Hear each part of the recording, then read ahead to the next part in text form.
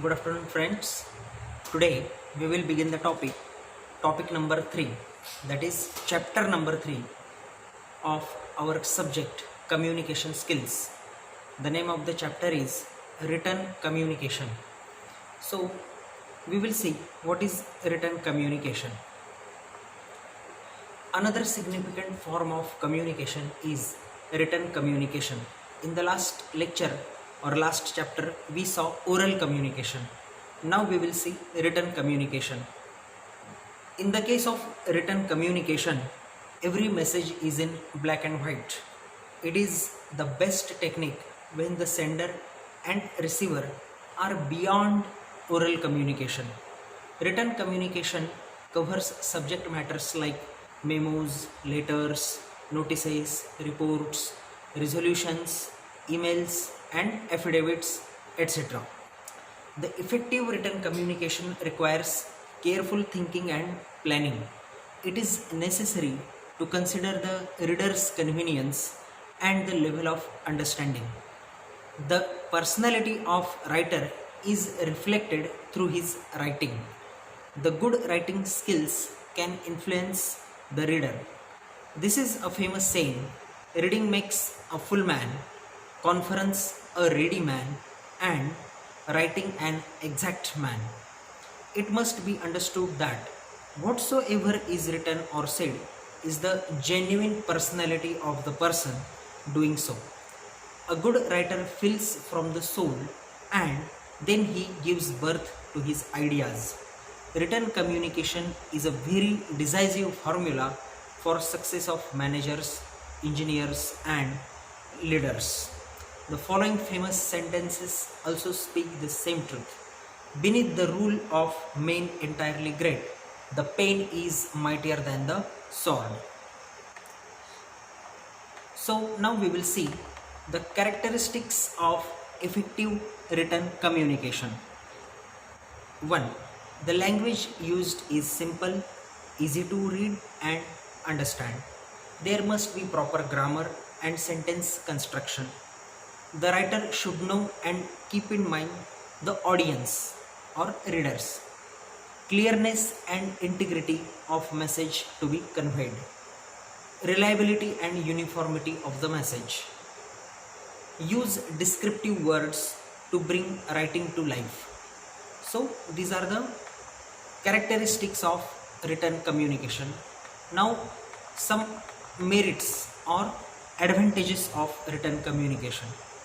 It ensures transmission of information in uniform manner.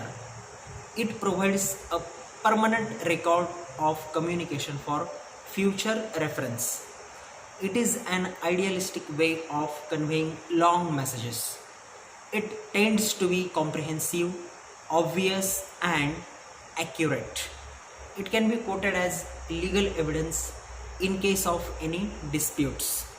It is well suited to express messages to a large number of people at the same time. Now, demerits or disadvantages of oral communication. It is costly and time consuming. It becomes difficult to maintain privacy about written communication. It is rigid and it doesn't provide any scope for making changes or any mistakes if once the message is sent or conveyed. It is very formal and lacks personal touch. Too much paperwork burden is involved in written communication. Now, one by one, we will see the forms of written communication. What are the various types of written communication? Now, the first type is letter. There are various types of formal letters. Example, business letters, letter of application for admission, job application letter, complaint letter, order letter, etc. They require a formal style, that is the right choice of words, sentence structure and punctuation. Correspondence has been playing an essential role in both societal and business worlds. Even if with the emergence of latest technology and growing use of emails, SMS, MMS, and social networking websites, it is understood that letters have become old-fashioned. This is not the reality. Though someone is thinking that letters are old-fashioned, but this is not the reality. Formal letters are business-like. Formal letters are business-like and get quickly to the point. Formal letters are different to personal letters. Now, there are some tips for letter writing. It is important that your handwriting should be neat and clear. The sender's address is written in the top right hand corner.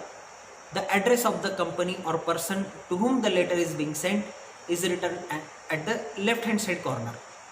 Leave a space between address and date. Spell out the month in full. For example, 20th November 2020, not 2011-20, not like that. 20th November 2020. Begin the letter with dear sir, respected madam on the left hand side. The first paragraph of the letter begins under the person's name. A formal letter usually ends with either yours sincerely or yours faithfully, followed by your signature. Note, yours always begins with a capital letter. Y is in capital. But sincerely, faithfully begin with small letter. Write your letter in blue or black pen only. Remember to use capital letters, full stops and commas at the right places. Always use paragraphs when writing a letter, at least 3 paragraphs. Always use paragraphs while writing a letter, at least 3 paragraphs. Now, formal letters are generally written for some of the following: to apply for a job, to make a complaint, to order goods or materials, to ask for something, a form, an appointment, to ask for information, to make a booking for a holiday or business trip, etc. Now, in the next lecture, we will see elements of letter. Till then, study hard. Thank you.